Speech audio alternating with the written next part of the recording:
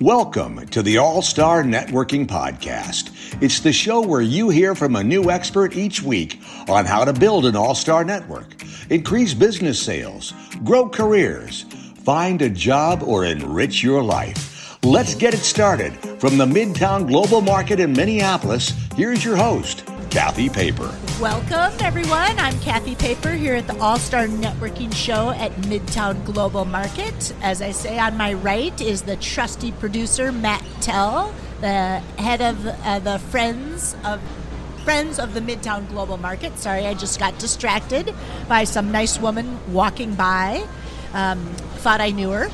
Anyway, I am here today joined with Dan Janal. Dan is a book strategist, and Dan, I'm going to let you tell everybody exactly what that means because you and I go so far back that I know so much about you that I would just babble for a while. So, Well, we don't want any babbling. Hi, I'm Dan Janal. I'm the author of Write Your Book in a Flash. I'm a book strategist, which means I can help you write your book no matter where you are in the process, either as a ghostwriter, book coach, or developmental editor.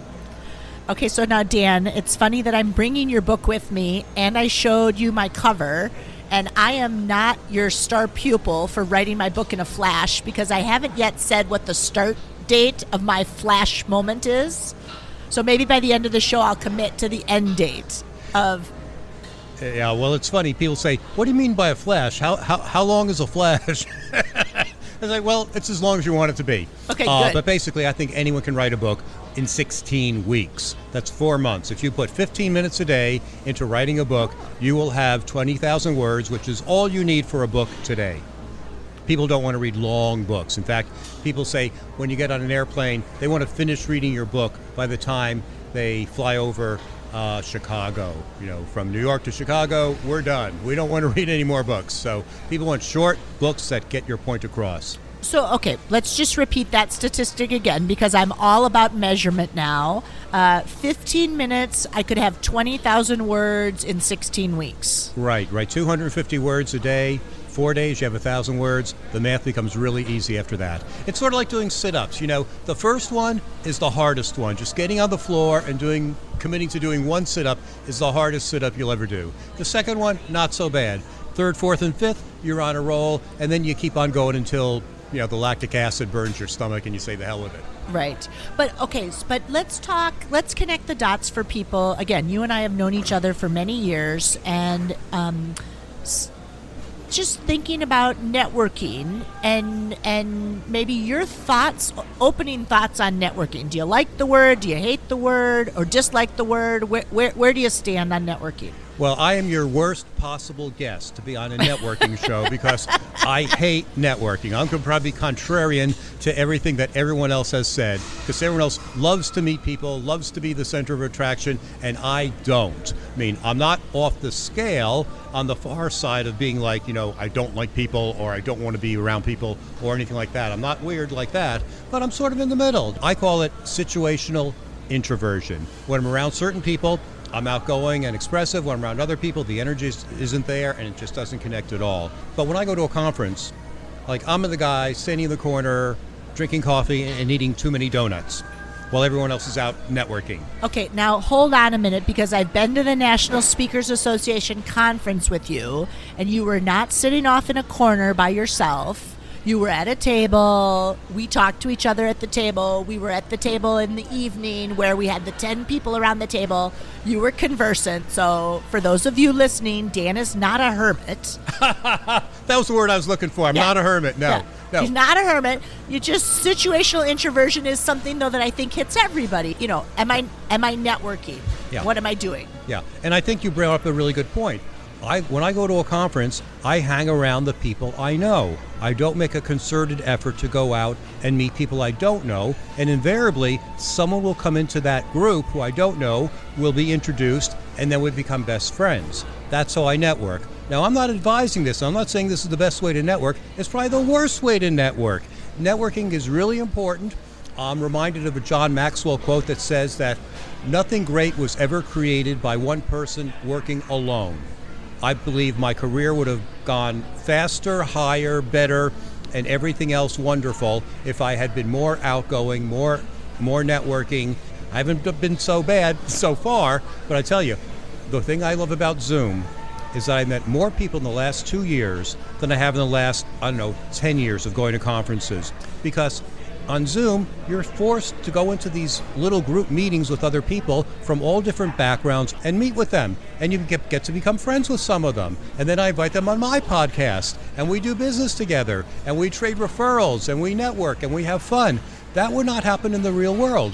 There's age stratification, there's sex stratification. That happens in the real world. But online, on Zoom, you are forced to meet other people, and you find out that you have a lot more in common than you might otherwise have thought. And I met a lot of great people that way. But I love what you said about Zoom, because networking for me, when the pandemic started and you had to go online, that was a real shift.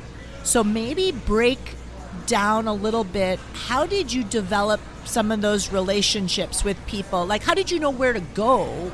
When it first started, it was like everything, some big power switch was hit and everything stopped. Yeah. How did you know where to go? Well, I belong to a couple of groups that suddenly had to go online. And a lot of meetings decided to have these breakout rooms as part of their webinars and teleseminars. So it was really a natural evolution in the whole process. So instead of being in one room with 150 people, you might be doing that for, say, 10, 15 minutes or so, and then you break into these groups with 5 or 10 people. And the good groups, the good instructors would say, here's how to network effectively. And they would give you 5 or 7 different tips, like, what is your name? Who do you serve? How do you help them? What do you provide? How can you help other people? And bingo. Now people had an idea of what to do. Now, I was in some groups at the very early stages where there was no quote-unquote leader, and no one knew what to do, and it was a friggin' mess. Because people go on about, oh, well, I came late to this meeting and I don't know what happened and blah, blah, blah, and my ankle hurts and blah, blah, blah. You didn't know what they did and you couldn't care less. But you knew that their ankle hurt. Very important things. So if you do a Zoom breakout meeting, give people instructions and just those 5 simple questions. Now you know who this person is, and you can make a note and say, yeah, I want to connect with them. And that's what would happen at the end of people's time. It'd say, okay, who would like to connect with Kathy? And a few people would raise their hands or wait a sec. So they would ask who would like to connect with Kathy? Exactly. Oh, you didn't have that in your notes, did you? No, this is what makes it all worthwhile. So it's like, okay, here's Dan, here's what Dan helps people write books. If you're interested in writing a book and learning more about how you can work with Dan, put your name in the chat or raise your hand or put your email in the chat so you and Dan can set up a meeting and get to know each other. Yeah, so that was very effective. It closed the loop. And the people who had nothing in common with, and believe me, I was in a lot of groups where I had absolutely nothing in common with people. Like, I'm a business person. I help business people write interesting books. So when you first started, and again, I might get a little tactical here, because when you first started on Zoom, you said the person set up the meeting and then you go into the breakout session. You knew your name and you knew who you served and what you could do to help them. Right. But you had done all that work ahead of time. Oh, no. I'm saying the conference moderator prepped everyone. They said, here's how to have a successful meeting. Okay. As opposed to just having 2 minutes to extemporaneous talk and people didn't know what to say. Now we all knew what to say. And some people stuck to the script better than others, frankly. But, the 80-20 rule applies. Most people did their spiel and got it down right. And a lot of people are grateful because now they had a roadmap, a template that they could follow. Right. Just backing up, because we have, listeners who are advanced networkers or people that are just getting started networking, maybe looking for that first internship and somehow have stumbled onto this podcast. How did you decide which of those groups? You said that were 150 people. So how did you pick those several groups or associations to be a part of to help your business? Couple of different ways. Everyone gets emails to go to webinars these days. I'll go to my mail in the morning. There are always a dozen invitations to learn how to sell this or network that or improve this. And some of them, you go to the ones that interest you. And some of them have the breakout sessions and you meet other people that way. I belong to a couple of groups, and those groups would have their own sessions as well. So that would be a second way. So the associations you belong to might have their own meetings as well. I know a lot of places that had breakfast meetings, for example, like the Minnesota Sales Association or groups like that. They used to meet in hotels, have breakfast, meet people face-to-face. Well, no one was meeting face-to-face because hotels were closed. They would go online. So someone would present, and you'd meet people, and you have breakout sessions and such like that. Or the associations you belong to are probably online to some degree, or they certainly have been, and other groups that you belong to, and through emails. Great. You're, again, a machine in terms of follow-up and keeping track of people and staying in touch with people. And I wouldn't say a machine in the bad way, in a good way. I think you have a very natural style. How do you follow up with people? So you meet these people in the breakout session, sure. And maybe they're a prospect, they're thinking they're going to write a book. Do you have a good follow-up, or how do you? Yeah, well, we would send each other emails and say, here's a link to my schedule. And I use a program called Calendly. There are a million programs like it. It's inexpensive. Yep. And I like it because it can sync up with other people's calendars so you can see what times are available for both of you. And then it can send out reminders as well. It can link to the Zoom. So it's pretty cool for that. And then, then we talk. And if there's something to follow up, we follow up. And if not, we don't. So pretty simple. There's also another program called One Page CRM, which is a very simple customer relationship management program, but it's just as easy to think of it as a to-do list, where it says, okay, follow up with Kathy on this date to discuss the next step in our program. Yep. And then it reminds you on that date to do this kind of thing. So very simple, very easy. It's not nagware, which I hate a lot of those to-do programs. So those two things really help a lot. Great. And and again, Calendly or the one-page CRM, its follow-up is a key part of this. And I get your emails, and partly why I subscribe to your emails, not only to finish my own book, but just to see what are you working on, who are you working with, who's in your circle, who's in your sphere. So interesting. I recommend, if people want to learn more about someone, subscribe to their email. You can find out what they're involved in. So okay. So again, we have, what did we talk about? 100 events happen here at the Midtown Global Market. So if you want to find out, you go to the website. Another program I recommend is simply Google Calendar. I have what I call Datelexia. It's like dyslexia, but with times and dates. Okay. I cannot keep anything straight. So having Google Calendar really saved my bacon. So I know how big an undertaking writing a book is, but it's also doable. And now that we know 15 minutes, 16 weeks, we can get the book done.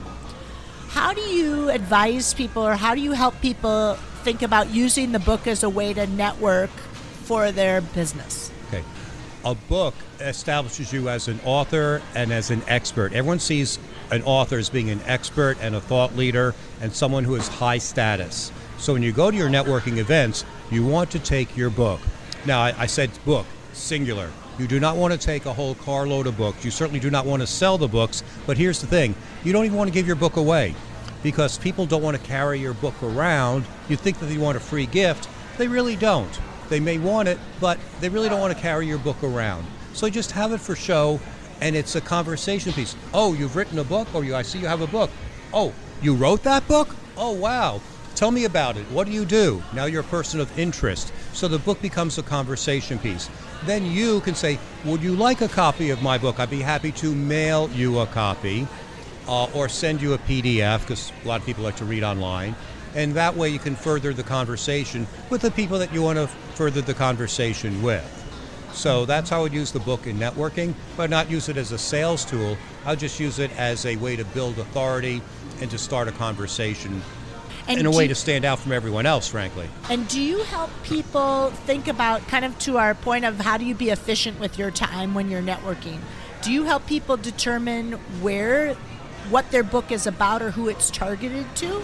Oh yeah, that's really the second question that I ask people. The first question, which most people don't ask, is why are you writing this book? What do you want the book to do for you? How do you want to be changed, be transformed as a result of writing this book? And it could be, some people want fame, some people want glory, some people want more clients, some people want better clients, some people want to charge more money. And all those are fine things, but you have to be secure in why you are writing this book. Otherwise, you will never get through the dips and valleys and highs and lows that come with any new undertaking, including writing a book. It could be playing the guitar, playing the piano, or trying to become a med student. There are always highs and lows. You need someone to help you get through the process, and that's where a book coach comes in. But you have that first question of saying, like, I want to write this book because I want to help lots of people overcome this problem. That will get you through the tough times. The second question is, who are you writing the book for, and how will they be transformed? So being very specific is very, very key. You don't want to write a book for, quote unquote, everyone, because frankly, you don't have enough money to market to everyone, right, even if the book is for everyone. So your book on how to help people network is clearly marketed for introverts and shy people, or as you say, scaredy cats, which is great. I love that title. Don't change it.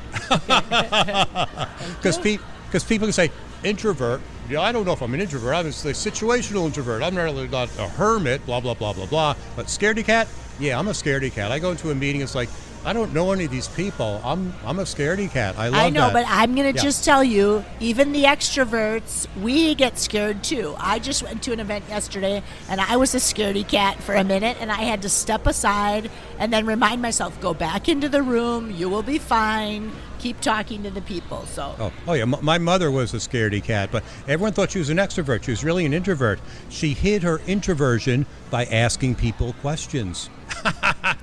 Great. Use that as a tip in your book. Well, and I would say for people listening, you know, we've heard that from people is ask questions. Do you prepare questions before you go on a Zoom call or when you meet with people? Like, do you have a set couple of questions?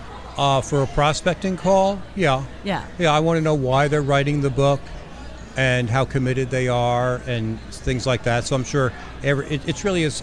It's a getting to know you call. It's a diagnostic call to find out where they are, what they need, and the other things that you'd have associated with any other kind of sales call. Right. But it's not a script. Every talk is organic. And I've gotten past the point of being like trying to solve their problems during the call, which was, my background is in PR. We love solving people's problems. That's the wrong time. You don't do that on a networking call. You don't do that on a sales call. It took me a long time until I found someone who told me that, and it makes a lot of sense. Why? Because you sound brilliant at the time, and then that night they say, yeah, here are 5 reasons why Dan's ideas won't work. It's like, darn, they're right. Right. Just find out where they are, ask lots of questions, see if there's a good fit. There's an exercise that I was told or participated in for one of my groups, and it's like this 2x2 square. And in the upper right hand, the quadrants are fun, going from low fun to high fun, and money, going from low money to high money. So the upper right hand corner is lots of fun, lots of money. Who are the clients who are there?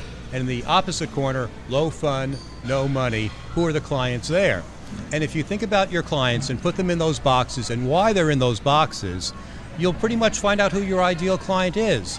And the time vultures, the people who ghost you and don't show up for the meetings, the people who pay late, the people who question you and don't give you respect, as opposed to the people who say, pay on time, show up, are a pleasure to work with, the ideas bounce back and forth, it's a pleasure to talk with them, you could go out and have a beer with them.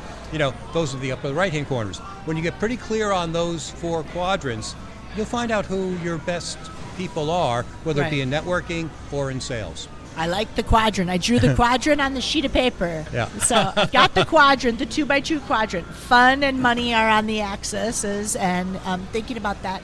How about networking? And again, you have done a phenomenal job with so many of your businesses. And how about referrals? Are you building a network that will add referral partners in with you? Yeah, of course. And this only goes to show that a person who considers himself a really bad networker and an introvert and a scaredy cat can actually build a hell of a network where people are referring me to them. In fact, later this afternoon after this call, I have a new business call, second call, with someone who is just in my network. It just happened, poof, like that. So it really does work. But here's the other thing about referrals, because it's funny you mentioned referrals. I get paid for referrals. I have a network of people who I refer people to, and they give me commissions, and vice versa. they refer people to me, and I'm more than happy to give them a commission as well, because otherwise it's a marketing expense. You're spending money on marketing all the time, whether it be ads or whatever. So referral fees are the same way. It can come in, it can go out. Life is good. There's nothing to be ashamed about asking for a referral fee or receiving a referral fee. Right. If you honestly believe in that person, can honestly help that person. The other day, one of my clients said, someone who can help me with my WordPress site. It's horrible. I need something done. I said, I'll refer them to someone I know. And sure enough, he was grateful for the referral. And if they come to an agreement, I'll make a few dollars. So right. Everyone benefits. He had this magical client drop through the heavens onto his door, and I get some money, and he gets some money, and she gets a person who can really help her. So it's a win-win-win. Everybody wins. Yeah. Yep. No, I like that. And I guess I go back to Jim Rohn's line of you're the combination of the 5 people you spend the most time with. Right. So I want people that are in the quadrant of fun and money, but also I want people that I enjoy that are in that same kind of mindset of we can all win together. We can all do well together. Yeah, So exactly. I hesitated when you said, what about referrals? Because a lot of people who are like insurance and real estate will say their lifeblood is referrals. But that's a lousy kind of referral. It's like you close a sale and say, do you know someone else who needs life insurance? Right. That just never works. I mean, everything I've ever read, that just not work. It's got to be a give and take. It's got to be with people who you know and trust, who can do a good job, and you refer people that way. Yeah, At least that's what's worked for me. No, I think that's great. So, again, I've got your book staring at me right here, the Write Your Book in a Flash, and laughing, it said the subhead is the paint by numbers system to write the book of your dreams fast. So I'm going to, I'm not ready to commit a date out loud. No, I should. I just should. 16 weeks from so today. 16 weeks. I was thinking October. That's 16 weeks. Is that 16 weeks? We'll make it 16 weeks. Yeah. All right, Matt, you heard it here. I'm committing to the book by October, so that's 16 weeks. Because I have a lot written. Anyway, Dan, this has been so awesome. You have given us so much information. I've got, as always, a page of notes. I'm going to check out the one-page CRM. I'm going to not solve people's problems on the call. I'm going to use the phrase date Lexia. Is really funny. Anyway, not to summarize everything, but thank you so much. And then if people want to find out more about you, tell us where they go. And, of course, then you and I get to pick where we're going to have lunch at the market. Okay, great. My book is called Write Your Book in a Flash, and here's a branding tip for you. Name everything after your book. So your website is my website is writeyourbookinaflash.com. My podcast is Write Your Book in a Flash with Dan Janal. You can find that on YouTube and wherever podcasts are downloaded. So I'm happy to talk to everyone for 15 minutes to see if we're a good fit. And if I'm not a good fit, I probably know someone in my network who is, and I'll be happy to refer you to them. Excellent. Thank you so much for being here. Oh, thanks for having me. This is great. Thank you for listening to the All-Star Networking Podcast with Kathy Paper. To learn more about strategic networking and making impactful connections, visit rockpaperstar.com. Please join us in supporting the Midtown Global Market as a vital community resource that supports small business, cultural diversity, and free or low-cost programming. Reach us at friendsofglobalmarket.org.